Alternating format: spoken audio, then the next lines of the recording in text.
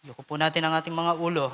Hallelujah. Ano man na nais na pangusap o pangaral sa atin sa umagang ito sa kababaan ng ating mga puso at nawa dalisayan ng Panginoon ay mangyari nawa at magkaroon ng katuparan sa buhay natin ang kanyang mga salita.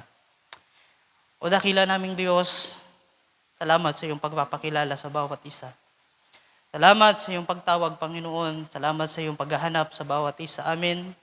Tunay, Panginoon, hindi po kami ang unang naghanap sa iyo, kundi ikaw, Panginoon. Before the foundation of the world, kasama mo na ang bawat isa amin. Kaya, Panginoon, ng iyong likhain, ang tao, nagkaroon ng pagsuway, Panginoon, sa iyong kalooban, napahiwalay ang tao, Panginoon. Kaya patuloy ka, Panginoon, simula noon, patuloy mo na hinahanap ang iyong binhi. Marahil, Lord, nalalaman mo kung saan naroon ang bawat isa amin. So pinapakita lamang nito, Panginoon, hallelujah, na hindi kami ang unang naghanap sa iyo, kundi ikaw, Panginoon. At nang masumpungan mo po ang bawat isa amin, nagkaroon ng kasiyahan sa iyong puso. At maging man po sa bawat isa amin na tila baga mayroong hindi maipaliwanag na kagalakan at kalagayan ng aming puso, Panginoon, nang mapakinggan po namin at mabasa po ang iyong mga salita, Panginoon. Kaya gayon na lamang po ang aming kasiyahan muli sa tanghaling ito, or sa umagang ito, Panginoon, na makapakinig muli ng iyong mga salita, sapagkat tunay nga, Panginoon, ang kasiyahan ng iyong mga anak ay ang iyong mga salita, Panginoon, kapag ka ito'y aming napapakinggan, Panginoon, sa uling mga araw na ito. Kaya Lord, kagaya po ng aming mga inawit, ang iyong pagparito ay napakalapit na, Panginoon. Patuloy mo pong ihanda ang bawat isa amin, maging man po ang mga bisita sa araw na ito, Panginoon, iyunawang bigyan ng kaunawaan sila, kaalaman, Panginoon, at magawa, Panginoon, ay sugo mo ang iyong mga lingkod para sila ay pagpahayagan ng iyong kalooban, Panginoon, sa araw na ito.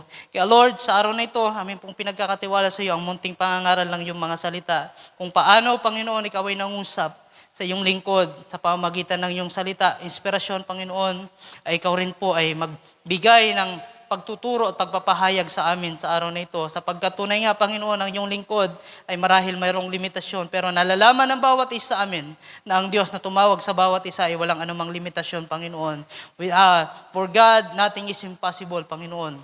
Kaya tunay nga, O Diyos, hallelujah, walang imposible sa iyo. Kaya sa araw na ito, sa iyo po kami umaasa, sa iyo po kami nananampalataya, Panginoon. Kaya ang aming pong dalangin sa iyo at samo sa araw na ito, ikaw po ay muli na magturot mangusap sa bawat isa amin. Ito'y hiling namin at pagkakatiwala sa iyong banal at dakilang pangalan, aming Panginoong Kristo Jesus. Can we say amen? Ating palakpakan po ang ating Panginoon at malaya pong makakaupo ang bawat isa sa atin. So mapagpalang umaga po sa bawat isa. So salamat sa Panginoon. Amen? So meron po ba tayong bisita sa araw na ito? So yung kapatid pala yung anak ni Sister Chari. So baptized na po ba si Sister Chari? Baptized na? Baptized?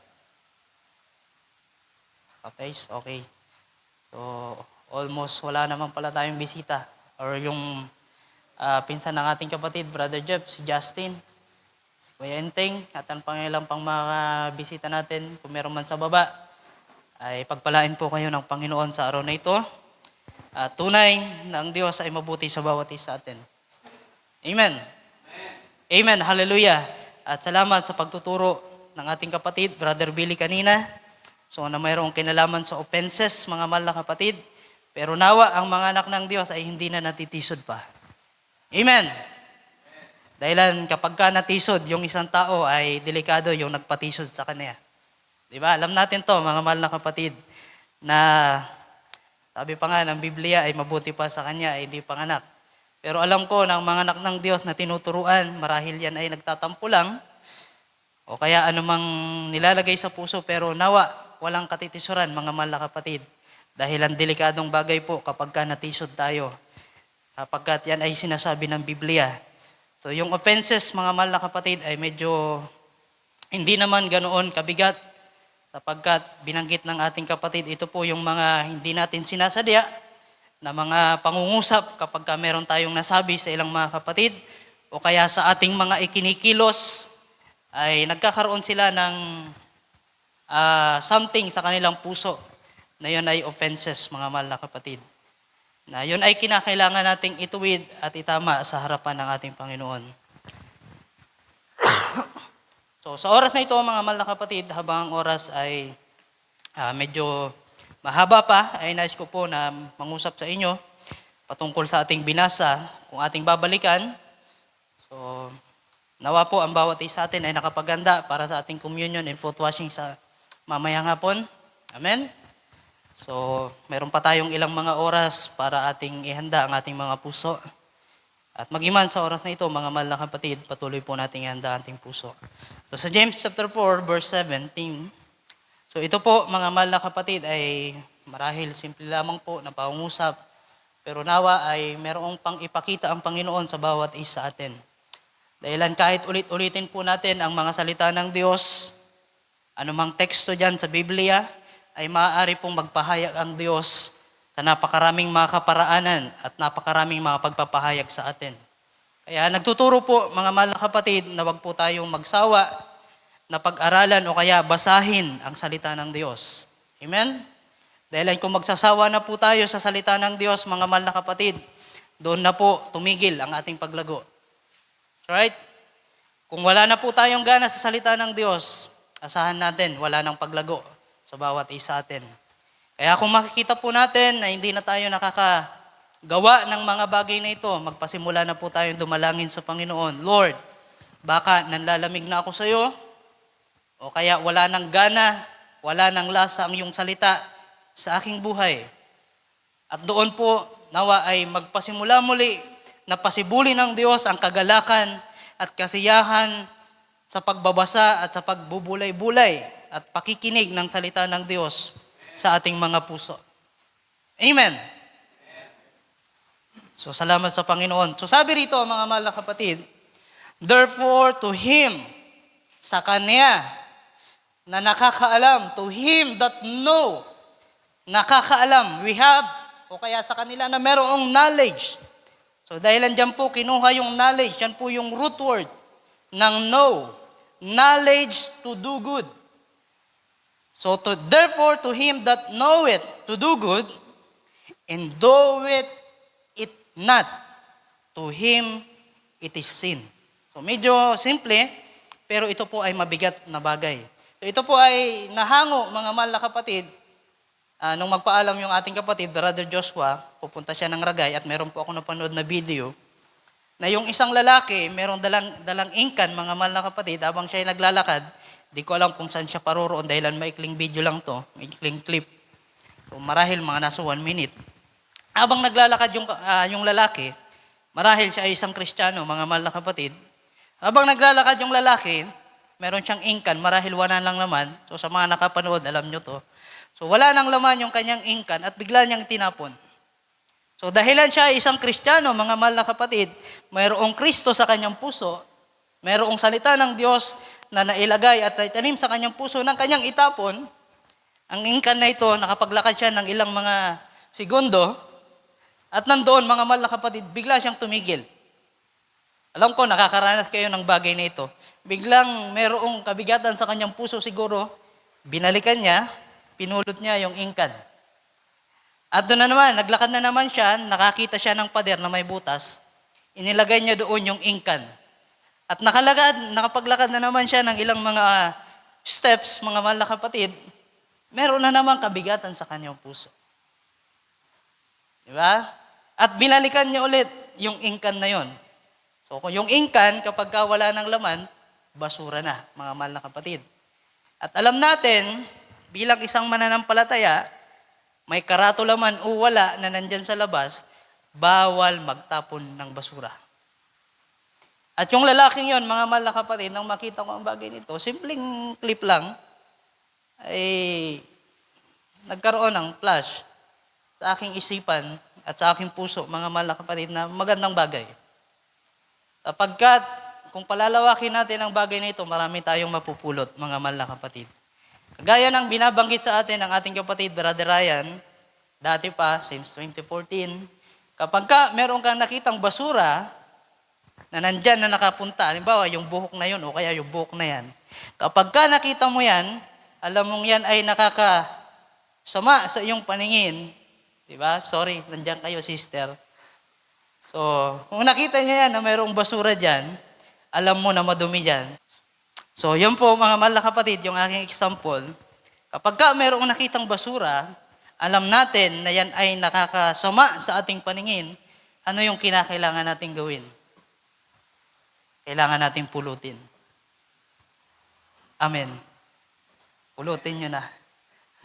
Kasi yung example natin dapat gawin natin. Kasi yung ating pinag-aaralan sa araw na ito, therefore to him that knows to do good. Mabuting bagay ba yung pagpulot ng basura? Yes. So kung nakita natin at wala tayong ginawa, ano yung sabi ng ating binabasa? Ito'y ibibilang na kasalanan sa atin. Di ba simple lang mga mahal na kapatid, pero nakapagbibigay ng udyok sa atin para kumilos at sumunod sa idinidikta ng kanyang mga salita sa ating mga puso. So simpleng bagay ito mga mahal na kapatid. At yung bagay na pinapahayag ng ating kapatid kanina, Brother Billy, ay meron din akong nakita mga mahal na kapatid. Nasabi niya doon ay kapag ka yung isang kapatid ay nakapagsalita sa iyo ng hindi tama, marahil magkaroon ng offenses. At meron ako nakita mga mahal na kapatid na sinasabi sa Revelation chapter 3 verse 18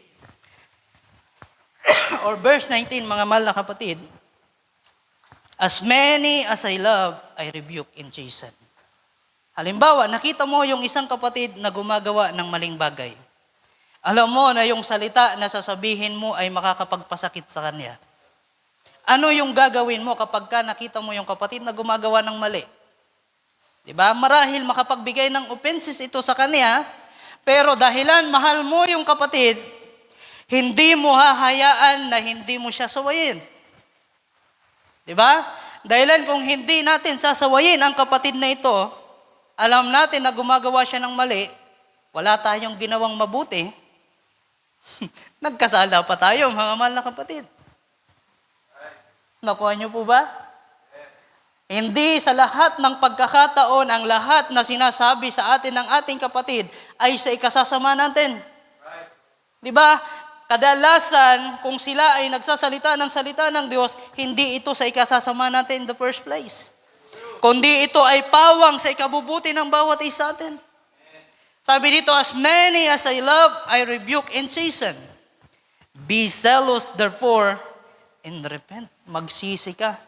Kaya nga kung ang mga lingkod ng Diyos nakita yung mali natin, hindi tayo pinangaralan, hindi tayo magsisisi, mga mahal na kapatid. Pero dahilan sa pagkaunawa natin sa salita ng Diyos, masakit man sa ating mga puso, kinakailangan nating tanggapin. Di ba? Dahilan kung hindi natin pakikinggan ang kanyang mga lingkod, hindi natin pinakikinggan ang Diyos. Di ba? Sabi pa nga ng ating Panginoon, sino mang magsalita sa mga lingkod niya, ng mga masamang salita, sa Diyos nagkakasala. So ganun din mga mahal na kapatid, kung ating titingnan ito, kung hindi tayo makikinig sa kanyang mga lingkod, sa kanyang mga salita, hindi po tayo aabot sa kasakdalan. Hindi po tayo makakaabot doon sa rapture na ating pinakahihintay. Baka maiwanan tayo doon sa tribulation, mga mahal na kapatid. Kaya yung mga offenses, dapat bulayin natin. Di ba? Kung ito ba ay sa ikabubuti natin o hindi. Kung hindi, magpatawad tayo. Baka nagkamali din yung kapatid sa kabiglaan ng kanyang puso na gusto niyang makatulong. So dahilan nabigla siya, hindi siya makapag-isip ng tamang pananalita. Pero dahilan ikaw ay isang mananampalataya na pinapalago ng Diyos sa kanyang salita, ano man na kanya sabihin ng ibang tao, feedback, sabi pa nga, feedback, ito ay kinakailangan pa rin natin. Diba? Sabi pa nga ay kung merong magsalita sa iyo ng hindi maganda, matuwa ka. Sabi pa nga, di ba? Matuwa ka sapagkat yan ay kinakailangang maranasan ng mga anak ng Diyos. Huwag kang matuwa kung hindi ka anak ng Diyos. Pero kung ikaw ay anak ng Diyos sa araw na ito, palakpakan natin ang ating Panginoon. Hallelujah! Praise God! Hallelujah! At dalawang bagay ang pwede nating makita doon sa offenses, mga mahal na kapatid. Offenses to others and offenses to ourselves. Di ba? Ito yung binabanggit natin, James chapter 4, verse 17. Kapag ka hindi mo ginawa yung mabuti para sa iyong kapatid, saan ka nagkasala? Nagkasala ka sa iyong sarili. Di ba? Kapag ka, sabi pa nga mga mahal na kapatid, kapag ka mayroong kapatid na humingi sa iyo at meron kang maibibigay, at hindi mo ibinigay yung kanyang pangangailangan, sabi sa Santiago, sa chapter 2 or chapter 3, mga mahal na kapatid, di ba? Sabi ng Biblia, kanino ka nagkasala? Marahil sa kapatid mo, nagkasala ka, pero nagkasala ka rin sa sarili mo dahilan hindi mo ginawa yung mabuting bagay. So sa nakakaalam nga ng paggawa ng mabuti at hindi ginagawa, ito'y kasalanan sa kanya. So salamat sa Panginoon. Kagaya nung nabanggit ni Brother Billy po kanina, sa Genesis chapter 4, makita natin dito sa verse 1 up to 10, mga mahal na kapatid, na ito ay panahon, sabi rito, and Adam knew Eve, his wife, sa Tagalog na lang siguro, at nakilala ng lalaki sa Eva, na kanyang asawa, at siya'y naglihi, at ipinanganak si Cain, yung panganay. Alam natin yung nangyari, mga mahal na kapatid. At sinabi, nagkaanak ako ng lalaki sa tulong ng Panginoon. And verse 2. At sa muli ay ipinanganak ang kanyang kapatid na si Abel, mula kay Adan. At si Abel ay tagapag-alaga ng mga tupa. Datapwat si Cain ay tagapag-bukid ng lupa. Verse 3. Tuloy-tuloy natin. At nangyari nang lumalakad ang panahon ay nagdala si Cain ng isang handog na mga bunga ng lupa sa Panginoon, dahilan na rin sa pagtuturo ng kanilang magulang na si Eva at si Adan. So, i-general na lang natin para walang maraming pagpapaliwanag. Sa verse 4, at nagdala rin naman si Abel ng mga panganay ng kanyang kawan, yung pinakamainam, pinakamabuti. At ng mga taba ng mga iyon at nilingap ng Panginoon si Abel at ang kanyang handog. So, nagkaroon ng kaluguran ng Panginoon sa ginawa ni Abel, mga mahal na kapatid. Ngunit, si Cain, tatapat hindi nilingap si Cain at ang kanyang handog at nag-init na mainam at namanglaw ang kanyang mukha. In verse 6, and the Lord said unto Cain, why art thou wroth, and why is thy countenance pale? Bakit ka nalungkot? Bakit ka namamanglaw? In verse 7, dito, mababasa natin sa English. If thou doest well, nabanggit kanina, if thou doest well, shall thou not be accepted? Kung gumawa ka ng mabuti, hindi ba ikaw ay mamarapatin? Di ba? Kung gumawa ba ng mabuti si Cain, mga mahal na kapatid, hindi ba mamarapatin ng Diyos? So dahilan, mga mahal na kapatid, sabi rito, and if thou doest not well, sin lieth at the door. So dito nagmula, mga mahal na kapatid, yung James chapter 4, verse 17, na kung hindi gumawa ng marapat si Cain, ibig sabihin, nagkasala sa madaling salita. Dalawa lang po, mga mahal na kapatid, kung hindi ka gumawa ng mabuti, nagkasala ka. Kung gumawa ka ng mabuti, then, ikaw ay i-accept ng Diyos. Pero lahat tayo, mga mahal na kapatid, ay nagkagawa ng mga maling bagay. Kaya nga sabi sa Acts chapter 2, verse 38, ano po yung sinasabi roon, mga mahal na kapatid? Kinakailangang magsisi po ang bawat isa atin. Diba? Sinabi sa kanila ni Pedro, magsisi kayo. Bago kayo bautismuhan, bago kayo linisin sa pamamagitan ng tubig, kinakailangan po nating magsisi muna sa pangalan ng ating Panginoong Jesucristo para patawarin tayo sa mga kasalanan na ito, mga mahal na kapatid, at tatanggapin ninyo ang kaloob ng Espiritu. So dito na tayo papasok, mga mahal na kapatid, na kinakailangan nating tanggapin ang kanyang Espiritu. Amen. Bakit? Sinabi sa John chapter 16, verse 13, mga mahal na kapatid, ano yung nandoroon sa mga nagbabasa ng salita ng Diyos? Kapag ka ang comforter, di ba? Kapag ka ang Espiritu ay dumating sa bawat isa sa atin, gayon may kung siya ang Espiritu ng katotohanan, sinabi ng ating kapatid, Brother Jerry kanina, The truth shall set you free. Kapag ka dumating yung katotohanan, di ba? Ang espiritu ng katotohanan ay dumating ay papatnubayan niya kayo sa buong katotohanan. Yung katotohanan ba ay mabuti?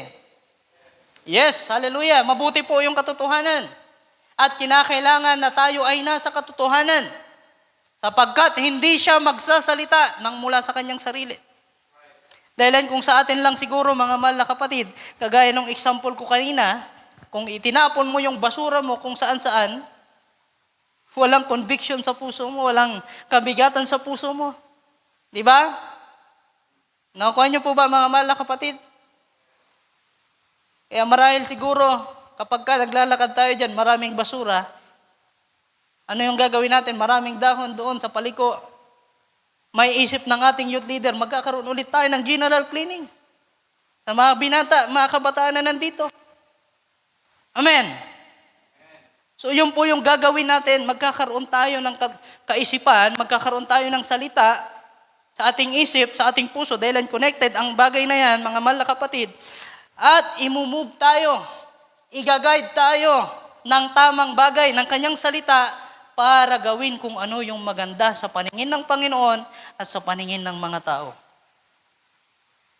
Sapagkat hindi siya magsasalita ng mula sa kanyang sarili, kundi ang anumang bagay na kanyang marinig, ang mga ito ang kanyang sasalitain at kanyang ipahayag sa inyo ang mga bagay na magsisidating. So yan po mga mahal na kapatid, at kung kukunin pa natin para maintindihan natin ng lalo,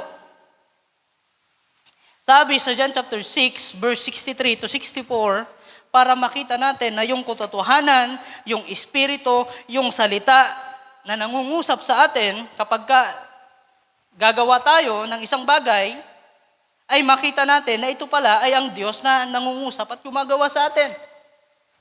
Ang espiritu nga ang bumubuhay. Sa laman ay walang anumang pinakikinabang. Ang mga salitang sinalita ko sa inyo ay pawang espiritu at pawang buhay. So nakita po natin mga mahal na kapatid, they are spirit and they are life. So wala pong magsasabi rito na ang salita ng Diyos ay masama sa atin. Di ba? Wala pong magsasabi rito. Walang magsasabing sino man dito na ang salita ng Diyos ay hindi nakakatulong sa atin. Kaya yung James chapter 4, kapag nakita mo yung isang bagay na mabuti at hindi mo ito ginawa, ito'y kasalanan sa iyo. Patuloy natin verse 64 ng John chapter 6. So nangungusap ang Panginoon dito, dahil maraming tumalikod dito. Tinanggap na nila yung salita, marahil nakaranas ng kaloob ng Espiritu, pero yung 70 or 72, nagawa pa rin nilang tumalikod sa paggawa ng mabuti. Ano kaya yung nakapagbigay sa kanila ng kadahilanan para sila ay tumalikod? Datapwat may ilan sa kanila, wag sa inyo, sa kanila, na hindi nagsisisampalataya ng lubusan. After lamang sa mga material na bagay dito sa ibabaw ng lupa. Sapagkat talastas na ni Jesus, buhat pa ng una, kung sino-sino ang hindi nagsisisampalataya at kung sino ang sa kanya'y magkakanulo. Napakahalaga ng predestination, mga mahal na kapatid, na maintindihan natin. Kaya kung makikita natin, nag-aalinlangan pa tayo sa ating mga sarili na hindi tayo tinalaga ng Panginoon, isettle po natin sa Panginoon ngayon mismo. Amen?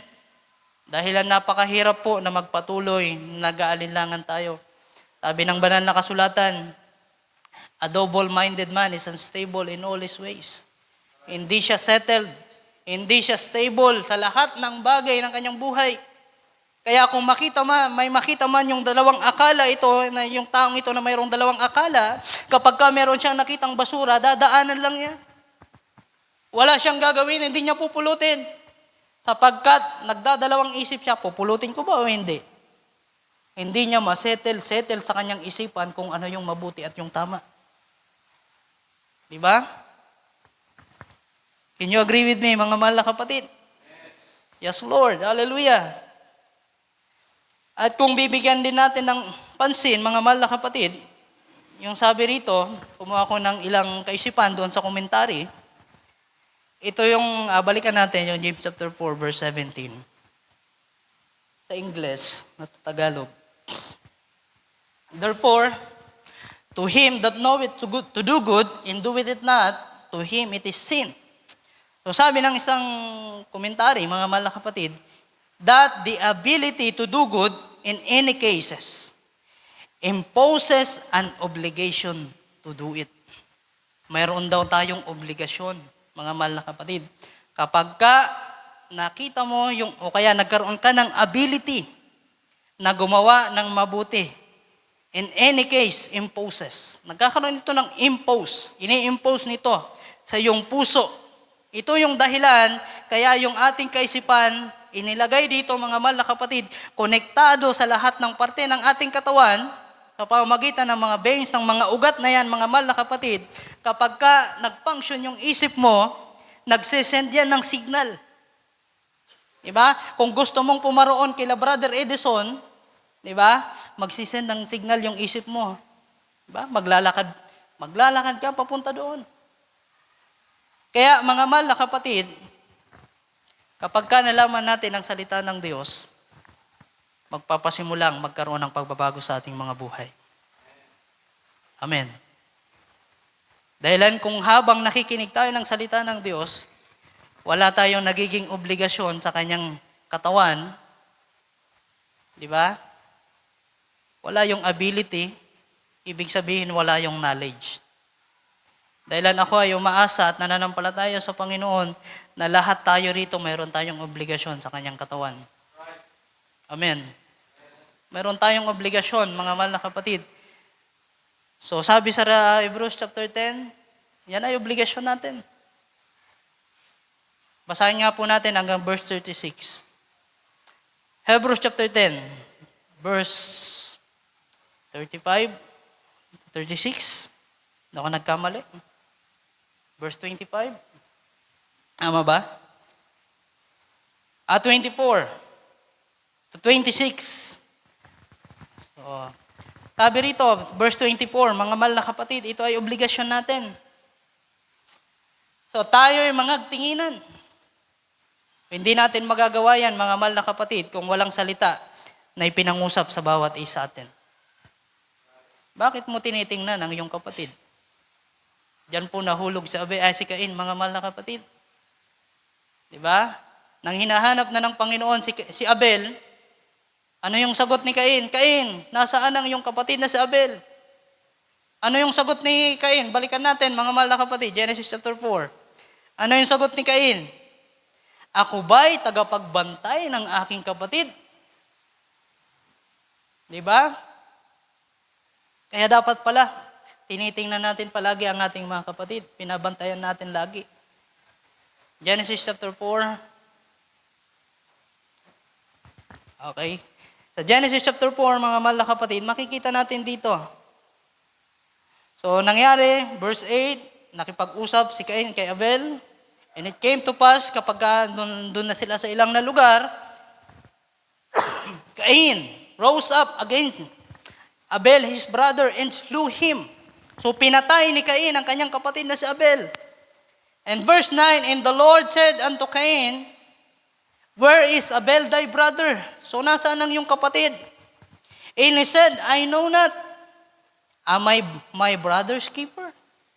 Diba? Ako ba'y tagapagtingin ng aking kapatid? So, nawa, walang mangungusap na ganyan sa bawat isa atin kapag ka nagtanong, Brad, nasaan ang iyong kapatid? Ako ba'y tagapagbantay ng aking kapatid? Ibig sabihin, kapag ka pinangusap mo yan, meron kang sama ng loob sa iyong puso laban sa iyong kapatid.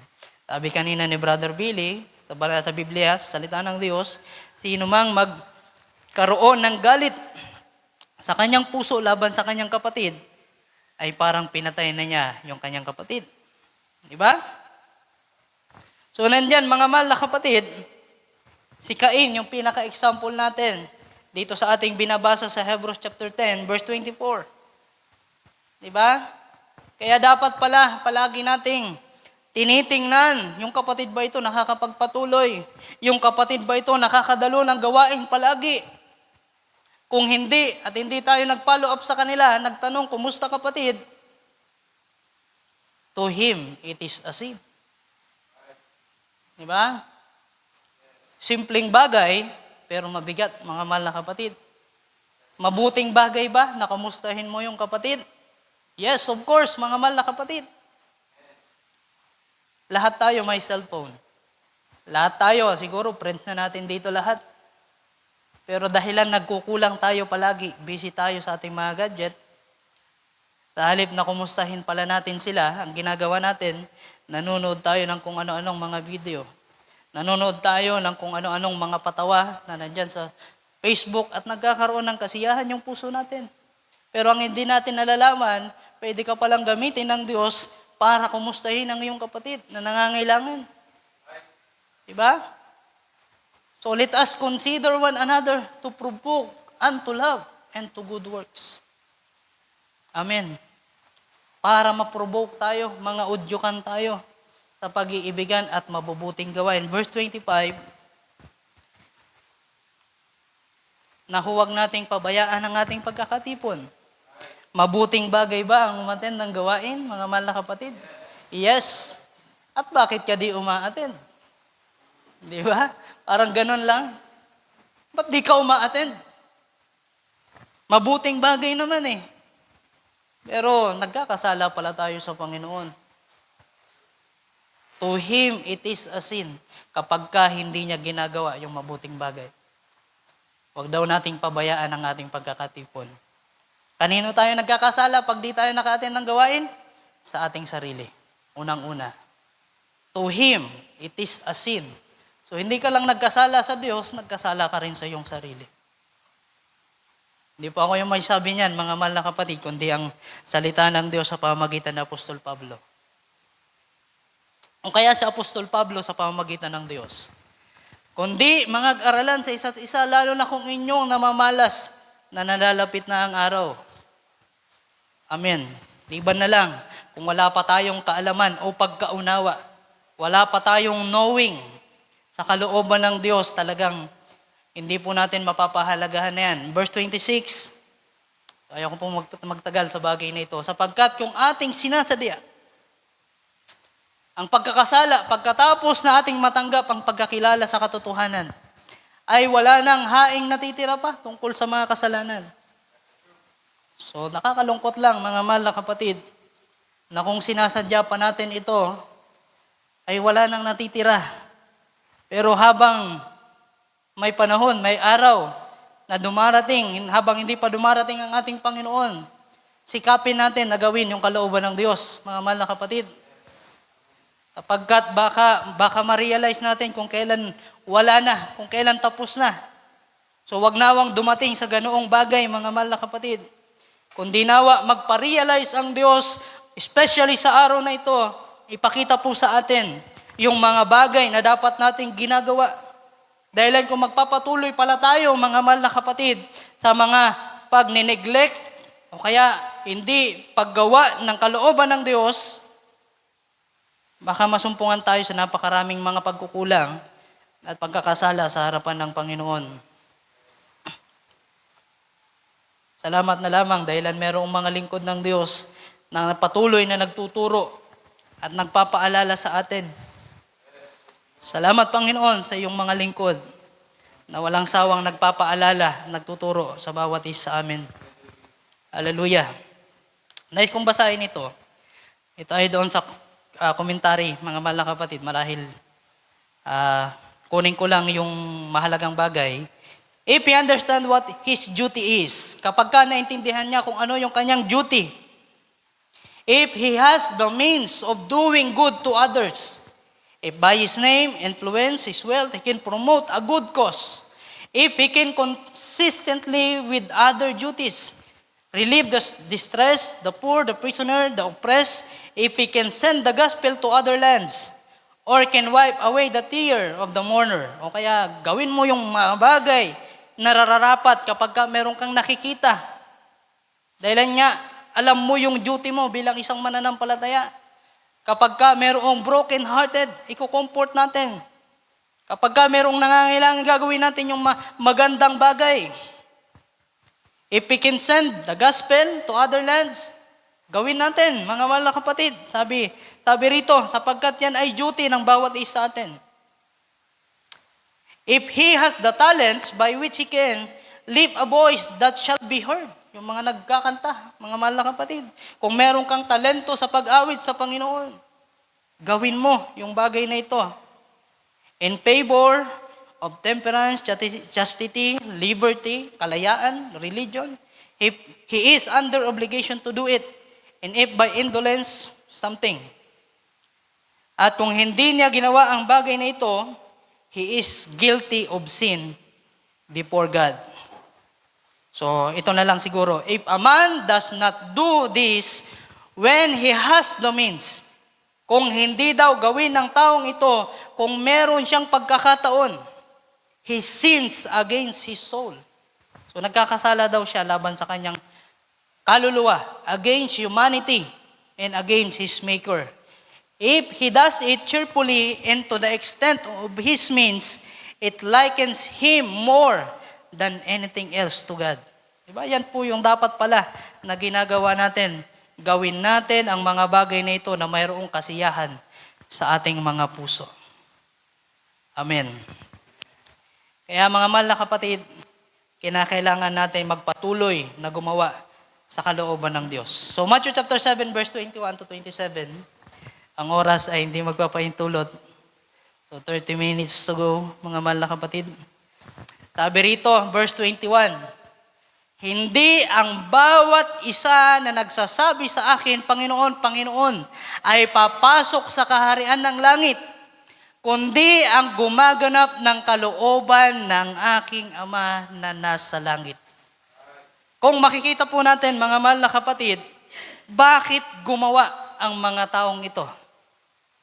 Bakit nagawa nilang magpalayas ng mga demonyo? Nakapagtatawag sila sa pangalan ng Panginoon, Lord, Lord. Diba? Sabi rito sa verse 22, many will say to me in that day, marami ang magsasabi sa akin sa araw na iyon, Panginoon, Panginoon. Verse 22, hindi baga nagsipanghula kami, magandang bagay. Hindi baga nagsipanghula kami sa iyong pangalan, at sa pangalan mo nangagpalayas kami ng mga demonyo, it's a good thing. It's a well-doing, mga mahal na kapatid.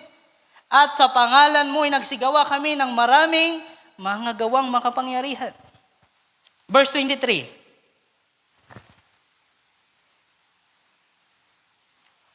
At kung magkagayo'y papahayag ko sa kanila, kailanmay, hindi ko kayo nakakikilala. Diba, mga mahal na kapatid, nakakalungkot na makita ang senaryong ito, marami yung gumawa, maraming nangagpagal, maraming mga nagsakripisyo, maraming mga nagtiis alang-alang sa Panginoon, alang-alang sa pangalan ng Panginoon, gumawa ng mabuti, ibinigay yung kanilang mga pag-aari. Pero darating pala sa punto, mga mahal na kapatid, na hindi sila nakikilala ng Panginoon. Ano kaya yung makikita natin? Romans chapter 10. Ito po yung nakita ko, mga mahal na kapatid. Kaya ipinakita, mga mahal na kapatid. Verse 8, sa Tagalog. Datapat ano ang sinasabi nito? Ang salita ay malapit sa iyo, sa iyong bibig, at sa iyong puso, sa makatuwid bagay ang salita ng pananampalataya na aming ipinangaral. Pinangangaral, verse 9. Sapagkat kung ipahayag mo ng iyong bibig si Jesus, nagawa ng mga taong ito yung bagay nito, nagawa pa nga nilang mga palayas sa pangalan ng Panginoon. At sa sampalataya ka sa iyong puso na binuhay siyang mag-uli ng Diyos sa mga patay, ay maliligtas ka. Pero bakit nagkaganon? Hindi nakikilala ng Panginoon yung mga taong gumawa ng mga dakilang bagay. Sabihin natin, verse 10. Sapagkat ang tao'y nananampalataya ng puso sa ikatutuwid. Maganda yung bagay na ginagawa nila, meron din silang pananampalataya. At ginagawa sa pamamagitan ng bibig ang pagpapahayag ng ikaliligtas sa ikaliligtas.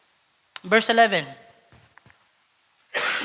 So, sino mang Sabi ng kasulatan, sino mang sumampalataya, hindi mapapahiya. Verse 12.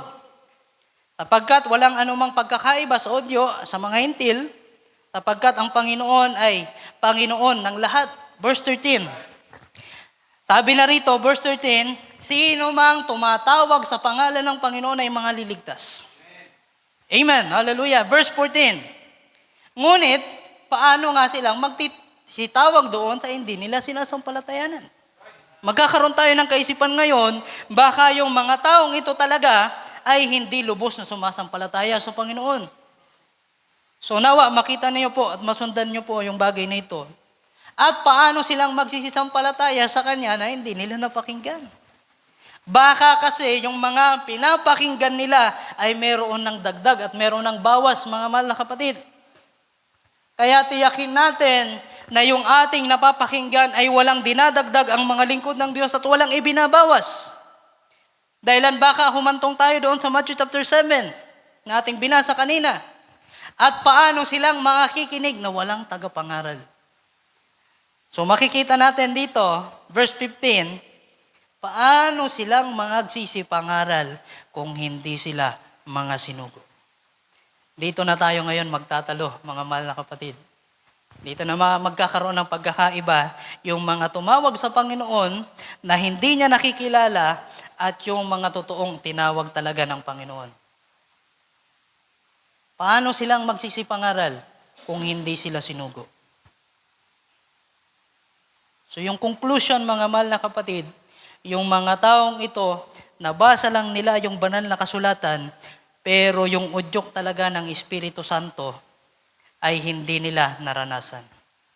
Ginagawa lang nila ito sa pamamagitan ng kanilang intellect, sabi pa nga ng prophet, ng kanilang mga theology, ng kanilang mga pinag-aralan. Dahil kung iisipin natin, mga mahal na kapatid, maraming gustong gumawa ng mga mabuting bagay, sabi nung nakaraang mga pangangaral, hindi lang sa paggawa ng mabuti maliligtas yung mga tao. Mayroon palang kinalaman yung pagkakatalaga sa atin. Mayroon palang kinalaman na dapat pala yung pinapakinggan natin ay mga isinugo ng Diyos. As it is written, anong pagkaganda ng mga paa niyaong mga nagdadala ng mga masasayang balita ng mga bagay na mabubuti. Verse 16, dapat hindi silang lahat ay nakinig ng masasayang balita. Diba? Marami kasi ngayon sa panahon natin, especially yung mga nasa denomination, meron ako nabasa, mismo, quotation ng prophet, mga mahal na kapatid, na yung mga denomination talaga ay wala talagang kaligtasan doon, mga mahal na kapatid. Kaya salamat na lamang sa Panginoon dahil pinalabas tayo sa makataong sistema na meron sa ibabaw ng lupa. So, sabi rito, hindi silang lahat ay nakinig ng masasayang balita sapagkat sinasabi ni Isaias, Panginoon, sino ang niwala sa aming balita?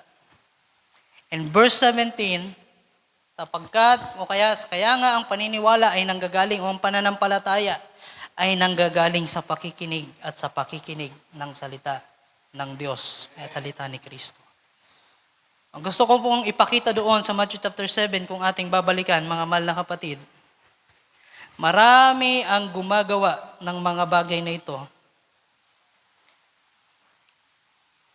na talagang ginagawa lamang nila ito marahil yung iba ay sa kanilang benefits lamang. Meron ding gumagawa ayon talaga sa kasinsiruhan ng kanilang puso. Pero dahilan sa sistema na meron sa ibabaw ng lupa, nai-impluwensyahan ang mga taong ito na magpatuloy na gawin ang mga bagay na ito na hindi ayon sa kapuruhan ng salita ng Diyos. Ginawa nila ito hindi ayon sa utos ng Panginoon, kundi ayon sa sistema ng tao. So meron pong malaking pagkakaiba doon, mga mahal na kapatid. Kaya nga, Matthew 22 na lang nga, verse 14, sapagkat marami ang tinawag, that for many are called, but few are chosen. So, napakaraming ganito, mga mahal na kapatid. Many are called, but few are chosen. Pero salamat na lamang sa Panginoon. Nawa sa oras na ito, lahat tayo umaasa, sumasampalataya sa Panginoon, na lahat tayo dito ay tinawag na at pinili pa. Amen? Hallelujah!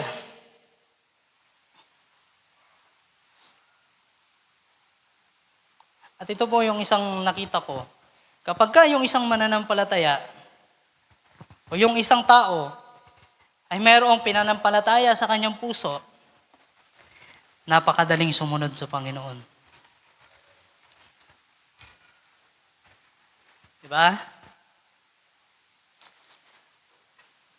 Kapag ka yung isang tao, yung isang Kristiyano, ay mayroong purong pananampalataya sa kanyang puso, kaunting pitik pa lamang ng Espiritu ng Panginoon, sumusunod na.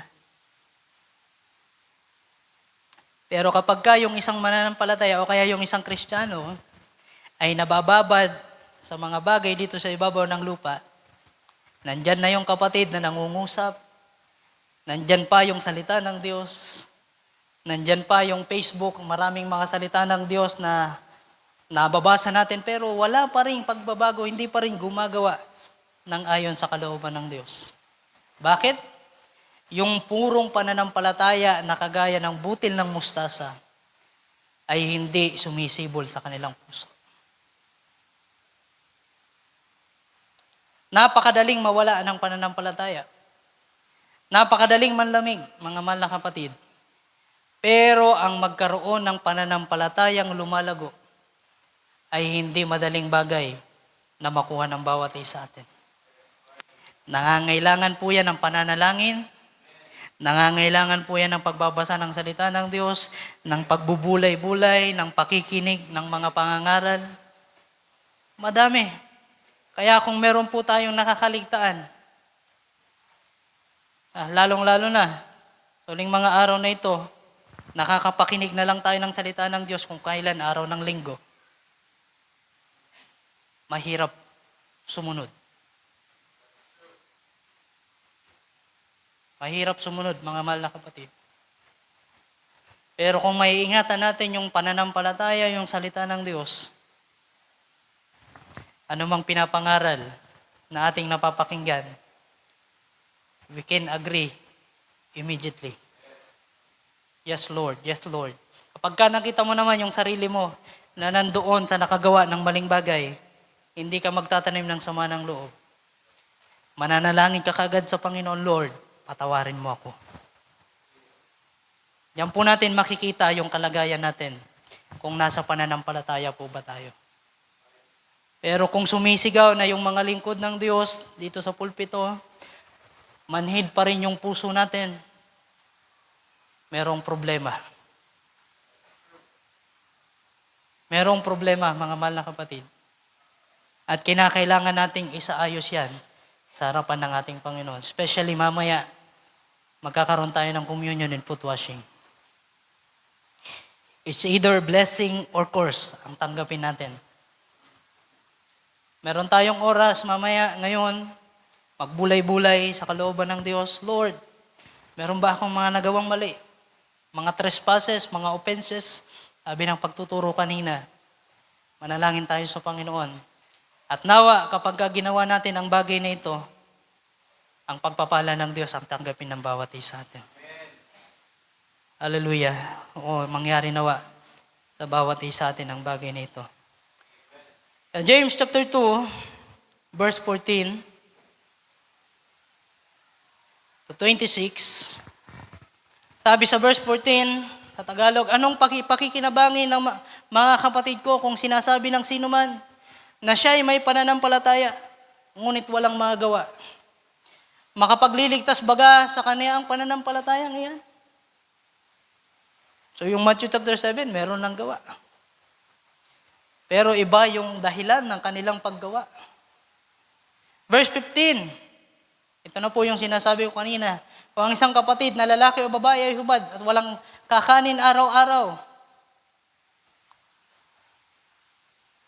at ang isa sa inyo ay magsabi sa kanila, may siyaon kayong payapa, kayo'y mangagpainit at mangagpakabusog at gayon may hindi nyo ibinibigay sa kanila ang mga bagay na kinakailangan ng katawan. Anong mapapakinabang dito? Di ba? Maganda nga yung sinabi, pero hindi bukas sa puso. Bukal sa puso yung kanyang ginagawa. Walang action. Verse 17. Gayon din naman ang pananampalataya na walang gawa ay patay sa kanyang sarili. Bakit patay? May pananampalataya, pero patay. Nanatili yung pananampalataya niya na walang gawa. Sabi kanina sa binabasa natin, to him na hindi gumawa, sabi dito, to him it is sin. Therefore, to him that knoweth to do good and doeth it not, to him it is sin. Sa una, nagpasimula siya sa pananampalataya.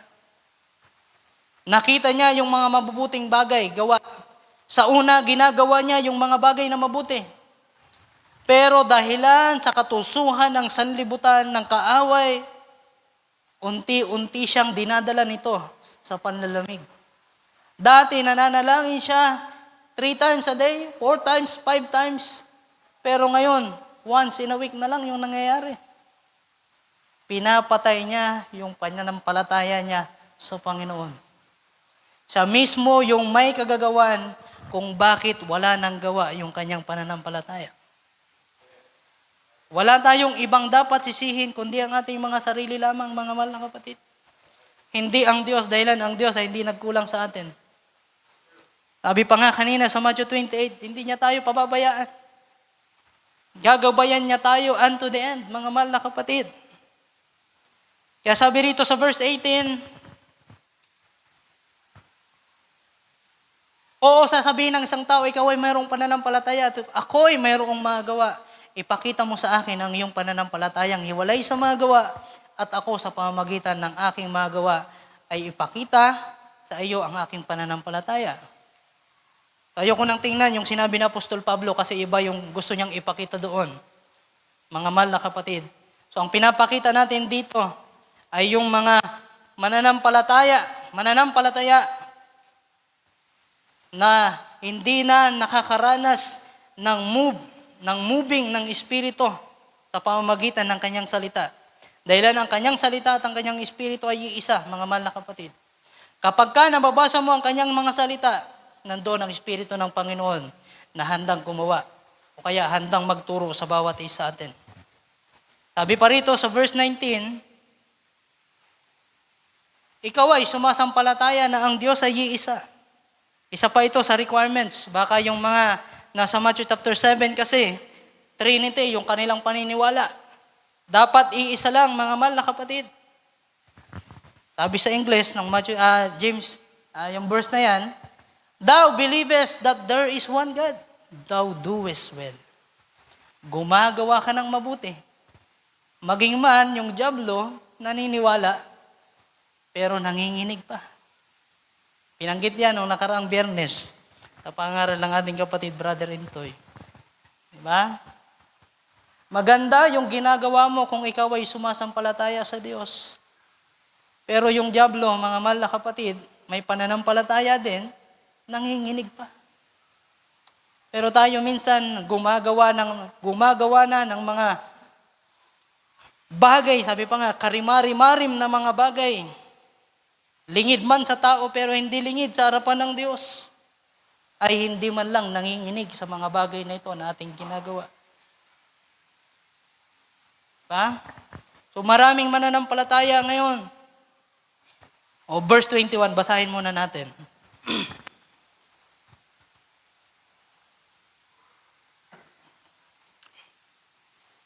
Hindi baga ang ating amang si Abraham ay inaring ganap sa pamamagitan ng magawa.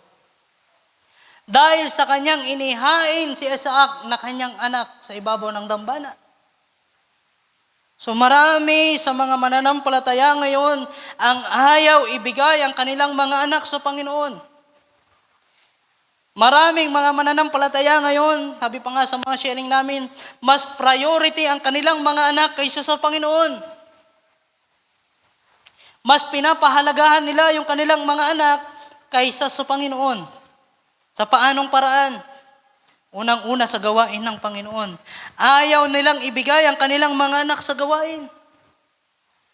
Ayaw nilang dalhin sa mga gawain at pagkakatipon upang silto ay mapalapit sa Panginoon at maglingkod at higit na makilala ang Diyos. So kinakailangan pala natin ibigay yung mga anak natin sa Panginoon. Amen. At ang pangalawa, ayaw nilang ibigay ang kanilang mga anak sa ministry. If we see the gifts or talents na ibinigay ng Panginoon sa kanila, huwag tayong mag-alinlangan na ipagamit sila sa ministry ng ating Panginoon. Amen. Baka kasi ang nangyayari tayo pa mismo, yung pumipigil sa kanila para sila ay maglingkod sa Panginoon. O kaya sa inyong mga asawa, baka kayo pa yung maging dahilan para makapaglingkod o hindi makapaglingkod ang inyong mga asawa. Ang nakakalungkot kasi sa panahon natin ngayon, mga mahal na kapatid, maraming mga asawa nga palaban sa kanilang mga asawa. Diba? Kaunting bagay lang yung nagawang mali ng kanilang asawang lalaki. Ganon na kung makapagsalita sa kanilang asawang lalaki. Na yan ay mahigpit na tinututulan ng salita ng Diyos. Kinakailangan mong magpasakop sa iyong asawang lalaki. Amen. Yan po kasi yung panahon natin ngayon, people's right. Lahat ay mayroong rights. Lahat ay mayroong karapatan. Babae ka man. O kaya sabi nga ni Intoy, alanganin ka man.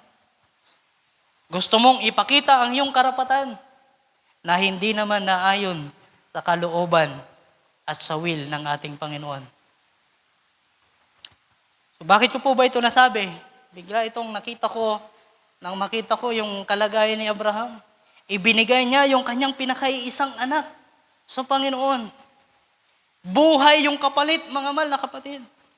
Pero maraming mga magulang siguro sa panahon natin ngayon, ayaw ibigay yung kanilang mga anak sa Panginoon. Ayaw ibigay yung panahon para paglingkuran ng Panginoon. Kaya sa bagay na ito, mga mahal na kapatid, mabuti bang maglingkod sa Panginoon? Yes. Kung yan ay mabuti, gawin natin. Dahilan kung hindi, sabi ng ating binasa, sabi ng ating teksto, ito ay kasalanan sa atin. Mabuti bang magpasakop sa inyong asawang lalaki? Yes, of course. Mabuti bang pangaralan mo ang iyong asawang lalaki? No. Sabi ng banal na kasulatan, manahimik yung mga babae.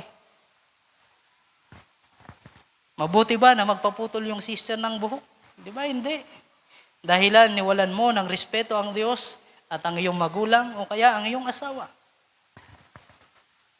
So, nais kong bumasa ng quotation ng prophet, mga mahal na kapatid, habang may ilang pang minuto.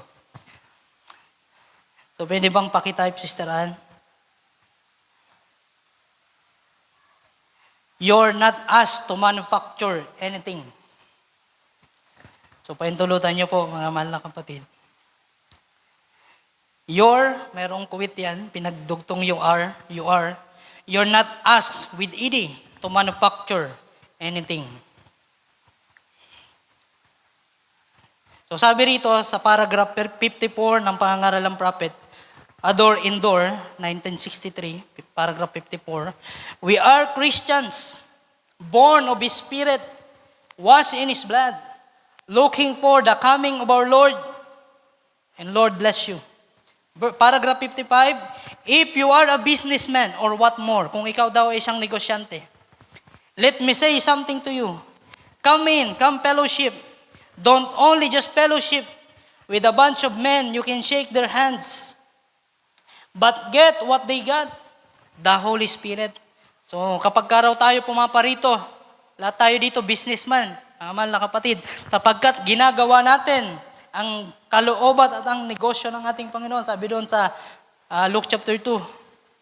So don't only just fellowship, don't only just shake their hands, at uuwi ka sa inyong tahanan. Dapat makita natin at makuha natin yung Espiritu ng Panginoon. So marahil yung baptism of the Holy Spirit ay hindi pa natin nararanasan. Pero ang makuha natin ay yung kanyang salita. Dahil ang sabi ng prophet, that's bring the real fellowship. So yung Espiritu at ang kanyang salita ay iisa. You know, you can't manufacture nothing. Wala tayong magagawang anuman. You're not asked to manufacture anything. Hindi daw tayo inutusan para mag-manufacture. The church is not asked to produce or to manufacture fruit. So pinag-uusapan na natin dito yung gawa. Hindi daw tayo inas o kaya tinanong o kaya inutusan, mga mahal na kapatid, para mag-manufacture ng fruit. You're to bear fruit. Kinakailangan mong magbunga.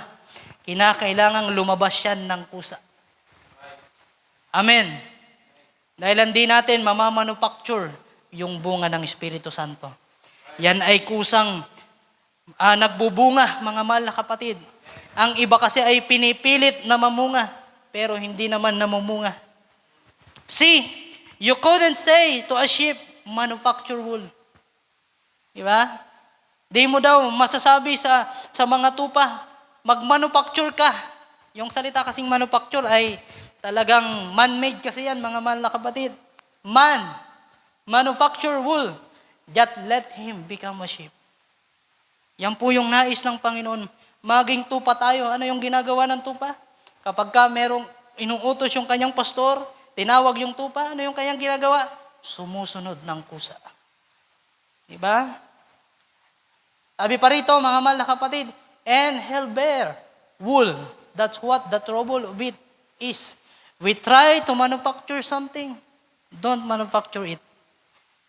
Just get the inside right. Kinakailangan natin ituwid yung puso natin. Yung loob natin, yung puso natin. Pusong dalisay. Could you imagine a blackbird sitting up tree and putting peacock feathers in his wings?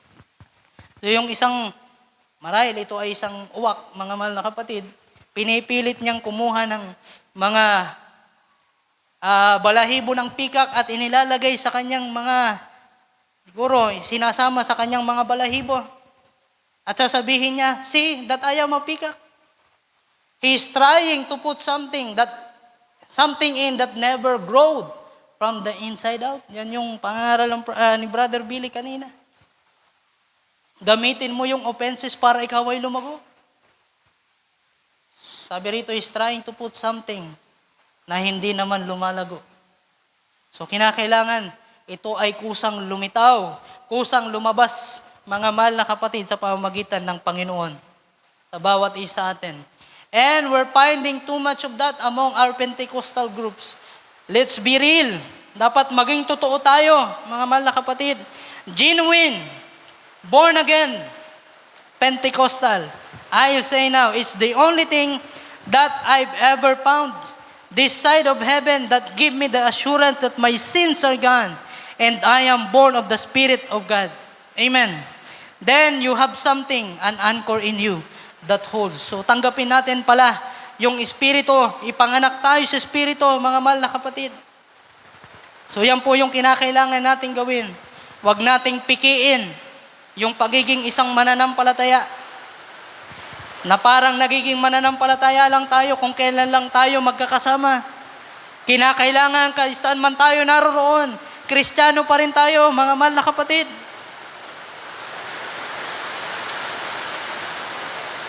So, malakas yung ulan, mga mahal na kapatid.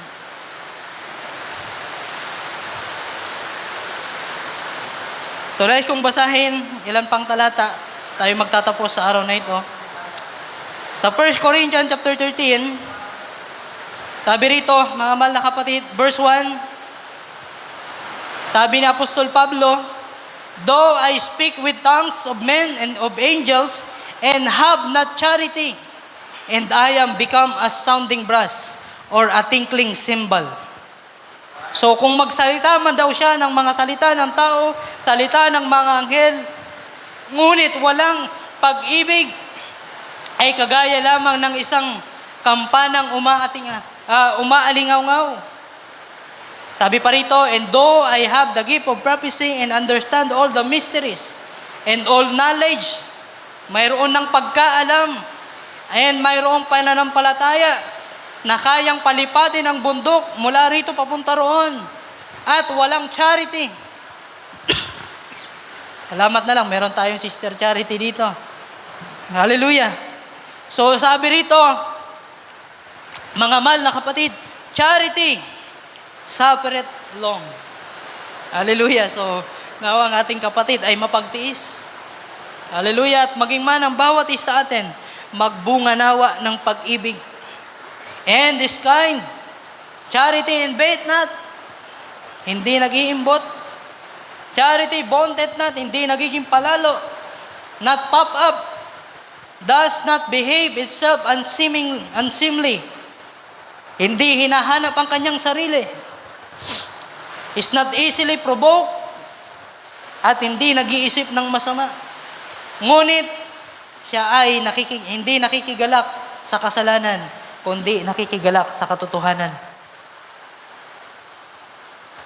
So, verse 7 na tayo. Sa Tagalog, lahat ay binabata, lahat ay pinaniniwalaan, lahat ay inasahan, lahat ay tinitiis. Verse 8, ang pag-ibig ay hindi bumibigo. So, ano yung gusto kong ipakita rito, mga mahal na kapatid? Sabi pa rito, patuloy lang natin, kahit maging mga hula ay mga tatapos, maging mga wika ay titigil, mga kaalaman ay mawawala.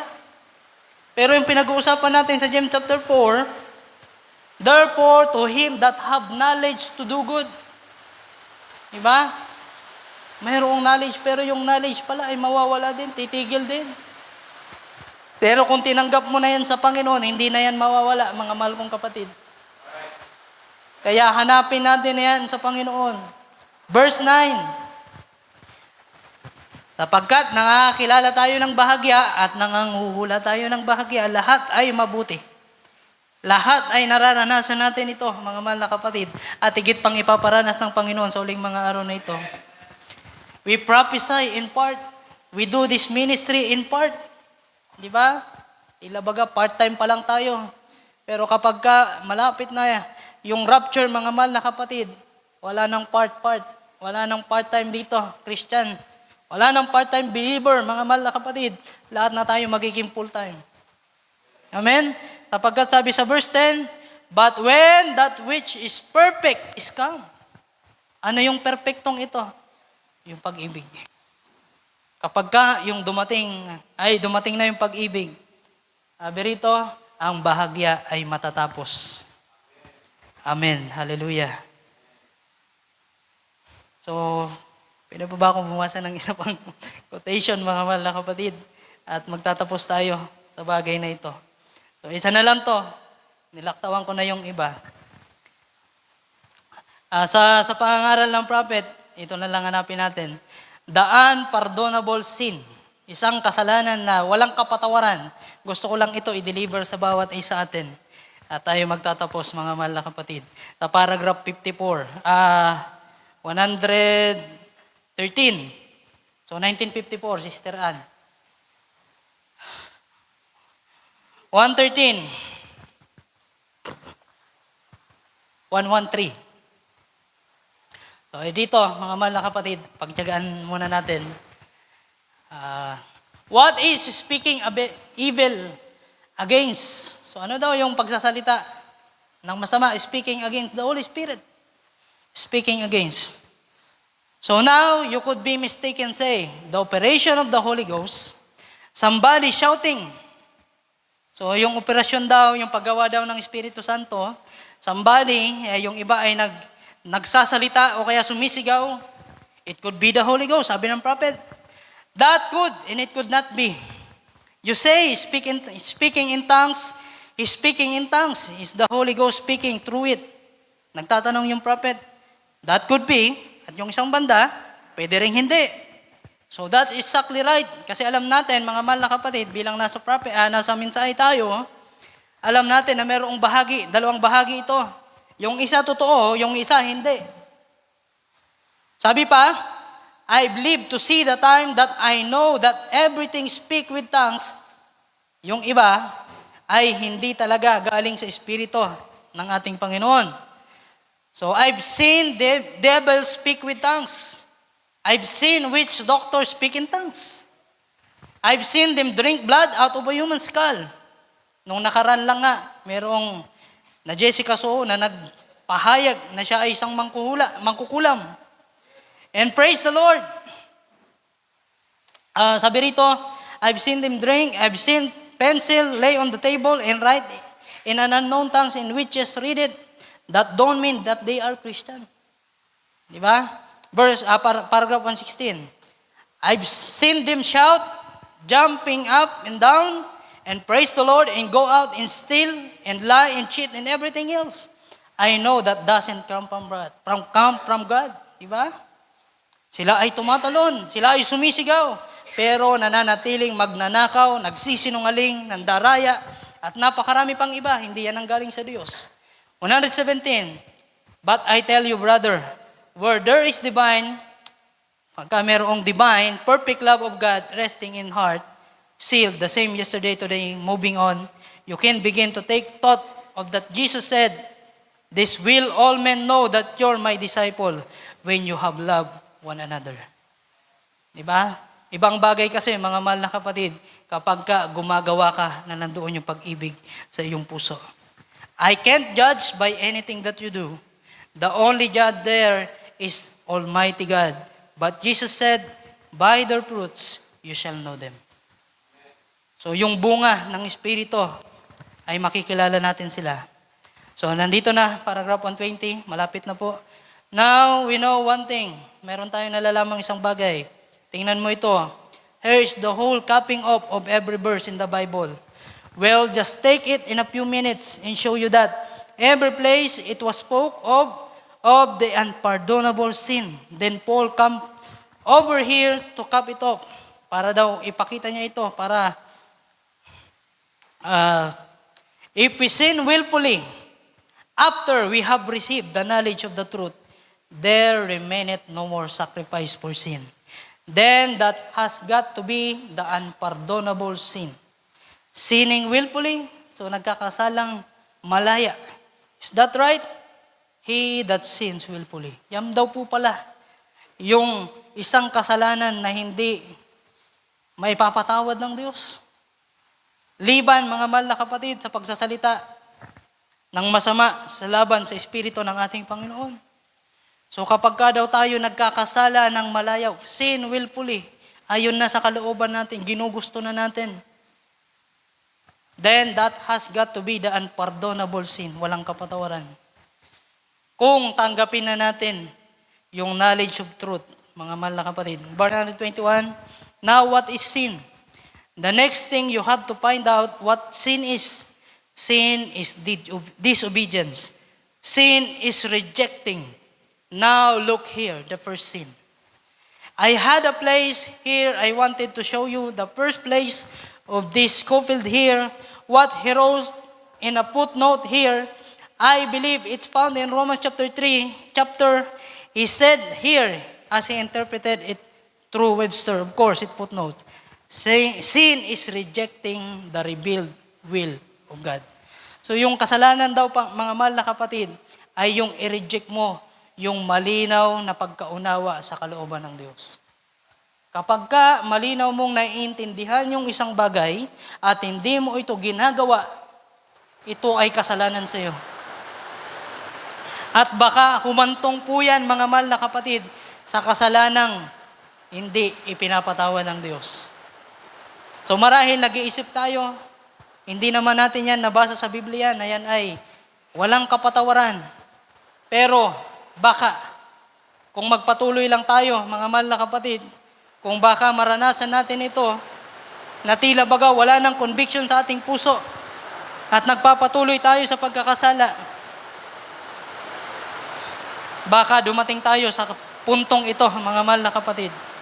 So sin, in its essential form, is to reject the revealed word of God or will of God. When God has revealed something as His will, and to reject that is to blaspheme or to reject God.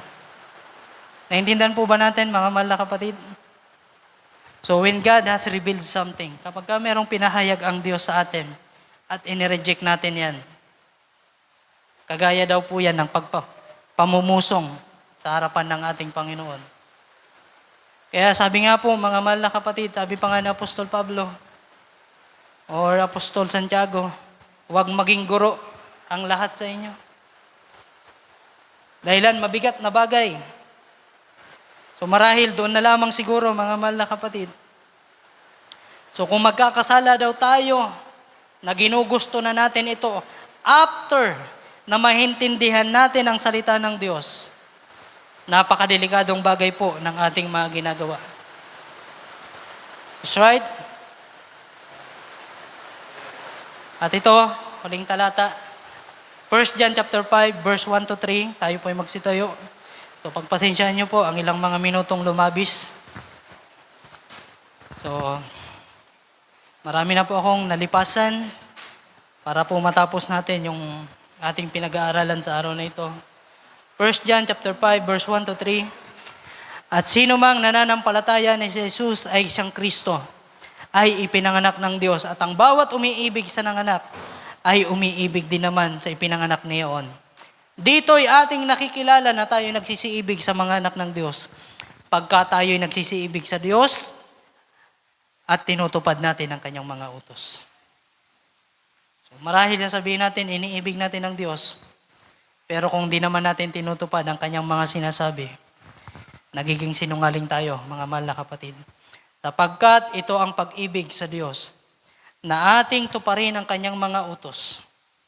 Amen. So ano yung utos, mga mahal na kapatid? Yung utos ba ay mabuti? Yes, of course. Lahat ng iniutos ng Panginoon mula doon sa Old Testament hanggang na nandito sa New Testament, lahat ng utos ng Panginoon, utos man yan man ay sabihin pa natin, hindi talaga utos, kundi dapat ginagawa natin, hindi ayon sa utos, kundi ayon sa pag-ibig, mga mahal na kapatid. At ang kanyang mga utos ay hindi mabibigat. So bakit hindi po natin nagagawa ang mabuting bagay? Dahilan sa kulang pa tayo sa pagkaunawa. Kulang pa tayo sa pagmamahal, mga mahal na kapatid. Kaya ang aking conclusion, mga mahal na kapatid, sa James chapter 4, verse 17, sa nakakaalam nga ng panggawa ng mabuti at hindi ito ginagawa, kulang siya ng pag-ibig. Kulang siya ng pagmamahal. Dahilan maraming nagtatrabaho na hindi mahal ang kanilang ginagawa at hindi doon nananatili. Yung iba, pina-fire, nakakalungkot, pina-fire sila. Pinapaalis sila dahilan hindi sila nakakakitaan ng mga mabubuting gawa. Sa nakakaalam nga ng paggawa ng mabuti at hindi ginagawa, kulang sila sa pag-ibig. Sa Panginoon, unang-una, sa pag-ibig sa mga mananampalataya. Kaya kung nakikita natin na hindi tayo sumusunod sa batas dito sa ibabaw ng lupa. Di ba? Sabi ni Apostol Pablo, sundin natin ang batas dito sa ibabaw ng lupa. Amen. So marahil napakalawak pa sana niyan, mga mahal na kapatid. So kapag hindi natin ito ginagawa ayon sa pag-ibig, ito'y kasalanan sa atin. Although nagbibigay tayo, hindi ayon sa pag-ibig, kasalanan, kulang, hindi kompleto. Dahilan yung perfect, sabi ng prophet, ay yung pag-ibig. When perfect is come, mga mahal na kapatid, then, lahat ng mga parte o kaya bahagya ay mawawala.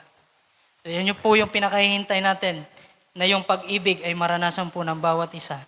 Kaya kung mahal natin ang ating Panginoon, higit nating pahalagahan ang kanyang mga gawain.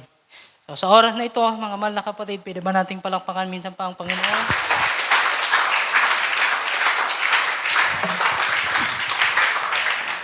Ako po ay umaasa na meron po tayo nakuha sa araw na ito. Mamaya po, mga mahal na kapatid, inawa, lahat po tayo nakapaganda at handang mag-take ng communion sa ating Panginoon. Tayo manalangin sa oras na ito. Pagkatapos, bibigay ko po sa ating kapatid.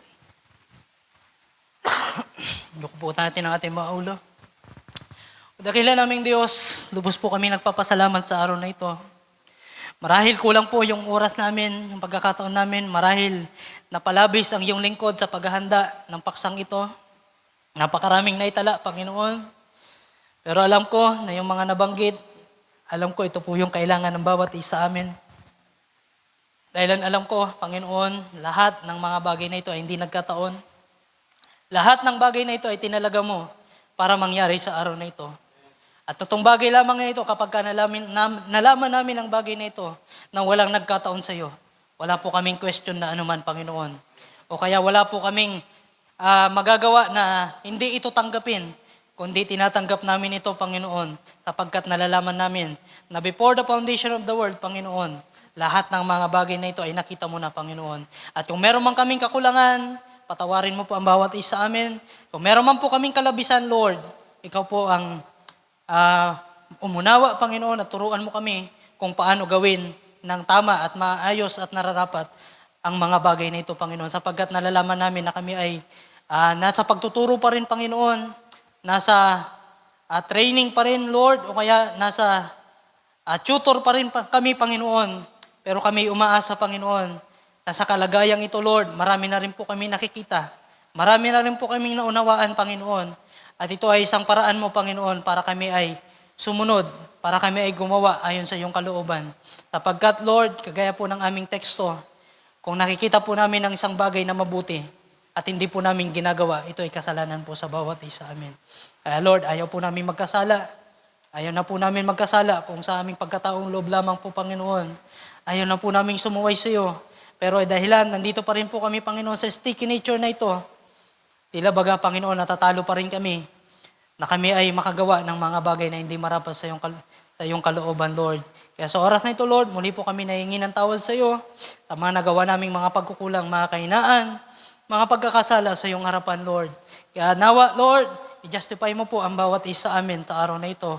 Magawa, Panginoon, ang iyong banal na dugo, hallelujah, ay lumukob sa bawat isa amin. Sabi ng prophet, Panginoon, ay hindi na ang banal na dugo, kundi yung buhay na, Panginoon, na nandoon sa dugo, ang makita sa bawat isa amin. Kaya nawa, Panginoon, yung buhay na nandoon sa dugo, ang mahayag sa bawat isa amin, Panginoon, sa araw na ito. At nawa, Lord, ang buhay na ito ay patuloy na makapagbigay ng kapurihan at kaluwalhatian sa iyong banal na pangalan. Lahat ng ito, Panginoon, ay aming pinagkakatiwala at ibinabalik sa iyo ang lahat ng pasasalamat sa iyong banal na pangalan, aming Panginoong Kristo Jesus. Can we say amen, mga mahal na kapatid? Ating palakpakan natin, Panginoon.